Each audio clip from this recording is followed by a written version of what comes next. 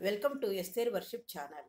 మరొక వీడియో ద్వారా మిమ్మల్ని కలుసుకోవడానికి దేవుడు నాకు ఇచ్చిన ఆరోగ్యాన్ని బట్టి, ఆయుష్ని బట్టి, జీవమును బట్టి, ఊపిరిని బట్టి దేవునికి స్థుతులు, స్తోత్రాలు, వందనాలు చెల్లించుకుంటూ ఈరోజు మరొకసారి ఈ వీడియో చేయడానికి మేము ముందుకు వచ్చి ఉన్నాను. దేవుడి నామానికి, దేవుడు పరిశుద్ధమైన నామానికి స్థుతులు, స్తోత్రాలు, వందనాలు చెల్లిస్తున్నాను. మీరందరూ నన్ను ప్రోత్సహిస్తూ, బలపరుస్తూ, ఆదరిస్తూ నడిపిస్తున్నందుకు, ముందుకు సాగమని అనేక మరి కొంతమంది ప్రోత్సహిస్తూ మాట్లాడుతున్నందుకు, మరి మా బంధువుల్లో కానీ, మరి ఫ్రెండ్స్లో కానీ, తెలిసిన వారిలో కూడా నన్ను ప్రోత్సహిస్తూ, బలపరుస్తూ, నన్ను ఆదరిస్తున్నందుకు మరొకసారి మీ అందరికీ నా వందనాలు తెలియజేసుకుంటున్నాను. మరి మనం లెంట్ డేస్లో ఉన్నాము, దాన్ని ధ్యానించుకున్నాం. ఉపవాస దినాల గురించి, పోయిన వారం యేసుప్రభు వారి పరిచర్య గురించి, సువార్త ప్రకటన గురించి, అది కొంతమందిని స్వస్థపరచడం గురించి మనం నేర్చుకున్నాము. ఈరోజు మరి యేసుక్రీస్తు వారు స్వస్థత, గాస్పల్, సువార్త ప్రకటన, స్వస్థతలు, సువార్త ప్రకటనల గురించి మనం తెలుసుకుందాము. చిన్న ప్రార్థన చేసుకుందాం. అత్యంత మహాపరిశుద్ధులను, ప్రేమమయుడును, కృపామయుడును, దయామయుడైన ప్రభువా, మీ అపరంజి పాదములకు లెక్కలేని స్తుతులు, స్తోత్రాలు, వందనాలు చెల్లించుకుంటూ ఈ సాయంకాల సమయంలో మీ పాద సన్నిధానికి వచ్చిన ఆయన మరొకసారి నాయన, నా తండ్రి నాయన, నాతో మాతో మాట్లాడటకు, ఈ వాక్యం ధ్యానించుటకు, నాయన వివరించుటకు నాకు శక్తి, జ్ఞానం సరిపోదు నాయన. మీ ఆత్మ నడిపింపు దయచేసి నాతో మాట్లాడి, నా ద్వారా వినుచుని వారితో మాట్లాడి, నన్ను, మమ్మల్ని అందరినీ బలపరిచి, నా ప్రభావ విశ్వాస జీవితంలో మీకు నమ్మకంగా ఎలాగ ఉండాలో మాకు నేర్పించి మహింపదమని యేసునామమున బట్టి ప్రార్థించి వేడుకుంటున్నాం తండ్రి, ఆమేన్. యేసుక్రీస్తు ప్రభు వారు ఆయన నమ్ముకున్న వాళ్ళని, ఆయన యందు విశ్వాసం ఉంచిన వాళ్ళని అందరినీ, ఆయన మీద విశ్వాసం ఉంచి నమ్ముకున్న వాళ్ళని ఆయన స్వస్థపరిచినట్లుగా మనం చూస్తాం అన్నమాట. ఆయన స్వస్థతల గురించి పరిశుద్ధ గ్రంథంలో కొన్ని ఉదాహరణలు కూడా ఉన్నాయి, సువార్తల్లో ఉన్నాయి అన్నమాట. లూకా సువార్త, మార్కు సువార్త, ఇంకా మత్తయి సువార్తలో, సువార్తల్లో అక్కడక్కడ ఆయన అనేక మందిని స్వస్థపరిచినట్టుగా సువార్తల్లో మనం చూడగలుగుతాం. అయితే అంతేకాకుండా చాలా ఉదాహరణలు ఉన్నాయి. పేతురు మొదటి పత్రిక 2:24లో మనము పాపముల విషయమై చనిపోయి నీతి కొరకు జీవించినట్లు ఆయన తానే తన శరీరమందు శిలువపై మన పాపములు భరించను. మొదటి పేతురు 2:24 చెప్తుంది, మనము పాపముల విషయమై చనిపోయి నీతి కొరకు జీవించేలాగా ఆయన తానే మన పాపాలని తన శరీరమందు శిలువపై భరించినట్లుగా అక్కడ చూస్తాం అన్నమాట. ఆయన పొందిన గాయాల చేత మనము స్వస్థత పొందుతాం. మీరు స్వస్థత పొందుతామని కాదు, పొందితిరి అని ఉంది. ఆయన పొందిన గాయాల చేత మీరు స్వస్థత పొందితిరి అని అక్కడ వాక్యం సెలవిస్తోంది. ఇంకా యెషయా 40:29 చూసుకుంటే, ఆయన అలసిపోయిన వారికి బలమిచ్చును, అలసిపోయి కృంగిపోయిన వారికి, నిరాశలో ఉన్న వారికి బలమిచ్చేడు మాట. ఆయన దేవుడు యేసుక్రీస్తు వారిని బలమిచ్చును అని దేవుని వాక్యం సెలవిస్తోంది. ఇంకా ఏం తెలివిస్తుంది, బలహీనుల బలమును అధికము చేయను. బలహీనంగా ఉన్న వాళ్ళని ఆయన బలమిచ్చి ఆ బలాన్ని అధికం చేస్తుందని దేవుని వాక్యం సెలవిస్తోంది. కీర్తన 147:3 చూసుకుంటే, ఆయన విరిగిన హృదయము గల వారిని స్వస్థపరచను, వారి గాయములను కట్టును. ఆయనంట విరిగిన హృదయము గల వారిని స్వస్థపరుస్తాడు.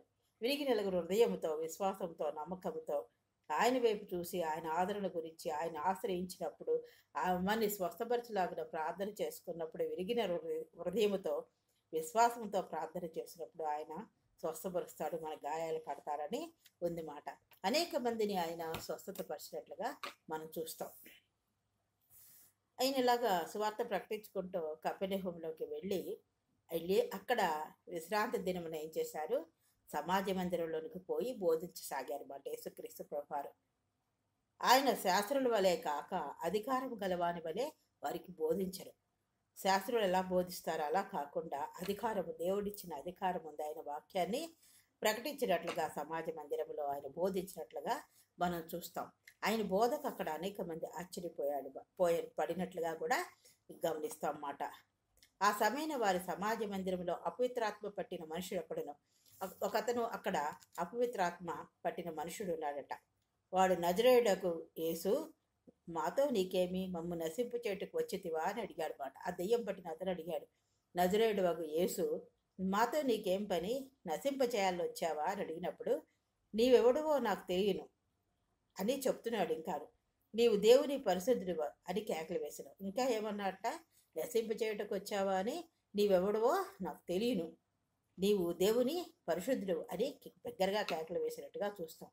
అప్పుడు యేసుక్రీస్తు ప్రభు వారు ఏమన్నారట, అందుకు ఊరకుండము, వారిని విడిచిపోమని ఆ దెయ్యాన్ని గద్దించినట్లుగా చూస్తాం. అప్పుడు ఆ అపవిత్రాత్మ వారిని విలువలాడించి పెద్ద కేక వేసి వారిని విడిచిపోయినట్లుగా చూస్తాం అన్నమాట. అప్పుడు అందరూ చాలా ఆశ్చర్యపోయాడు మాట, విస్మయం పొందిపోయారు. ఇది కొత్త బోధగా ఉందే, ఇదేంటి బోధ ఇలా విచిత్రంగా ఉంది అని వాళ్ళల్లో వాళ్ళు అనుకుంటున్నారట. ఈయన ఏ అధికారంతో అపవిత్రాత్మకు ఆజ్ఞాపిస్తున్నాడు, అవి ఆయనకి ఎలా లోబడుతున్నవి అని ఒకరితో ఒకడు గుసగుసలు చెప్పుకుంటున్నట్లుగా మనం చూస్తాం. వెంటనే ఆయన గూర్చిన సమాచారము త్వరలో ఆ గలిలయ ప్రాంతం అంతా ఇలాగ ఆయన స్వస్థతలు చేసుకుంటూ దేవుని సువార్త గురించి ప్రకటిస్తూ ఉన్నప్పుడు, దేవుని గురించి ప్రకటిస్తున్నప్పుడు గలిలయ ప్రాంతం అంతా కూడా, గలిలయలో అంతా కూడా ఈయన గురించి వ్యాపించినట్టుగా చూస్తాం. వెంటనే వారు సమాజ మందిరంలో నుండి వెళ్ళి యాకోబు వాళ్ళు వెళ్ళి ఏం చేశారు, యాకోబుతోనూ యోహానుతోనూ సీమోన్ అంద్రేయ అని వారి ఇంట ప్రవేశించింది. వాళ్ళు వెళ్ళి యాకోబుతోనూ యోహానుతోనూ సీమోన్ అంద్రేయ అని వారి ఇంట ప్రవేశించారు అన్నమాట. సీమోన్ అత్త జ్వరముతో పడి ఉండగా వెంటనే వారు ఆమెను గురించి ఆయనతో చెప్పారు. వీళ్ళు ఏం చేశారంటే, సీమోన్ అత్తకి జ్వరం వచ్చిందంట. వచ్చినప్పుడు ఆయన వారి గురించి చెప్పినప్పుడు, ఇలాగా జ్వరంతో పడి ఉందని చెప్పినప్పుడు వెంటనే వారు ఆమెను గూర్చి ఆయనతో చెప్పారు. వెంటనే తెలుసుకుని ఆయనకి యేసు ప్రభు వారికి చెప్పినట్టుగా మనం చూస్తాం.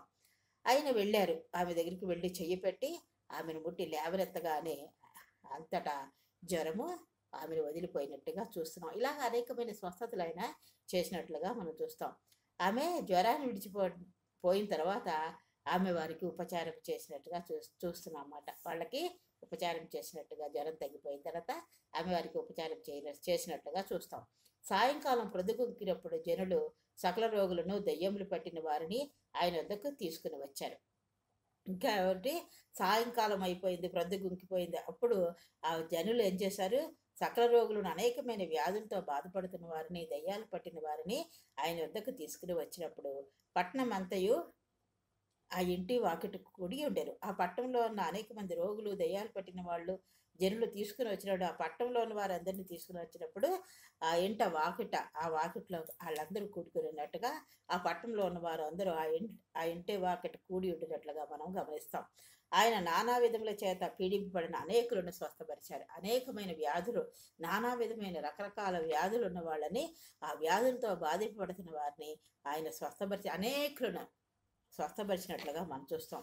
అంతేకాక అనేకమైన దెయ్యాలను వెళ్ళగొట్టినట్టుగా మనం చూస్తాం. అవి తన్ను వెళ్ళగొట్టెను. అవి తన్ను ఎరిగి ఉండినందున, ఆ దెయ్యాలంటే ఆయన ఎరిగి ఉన్నాయట.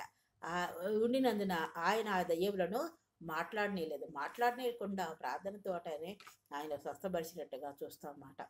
కాబట్టి ఆ దెయ్యాలు ఏమీ మాట్లాడలేదు, అవి విడిచి వెళ్ళిపోయినట్లుగా మనం చూస్తాం.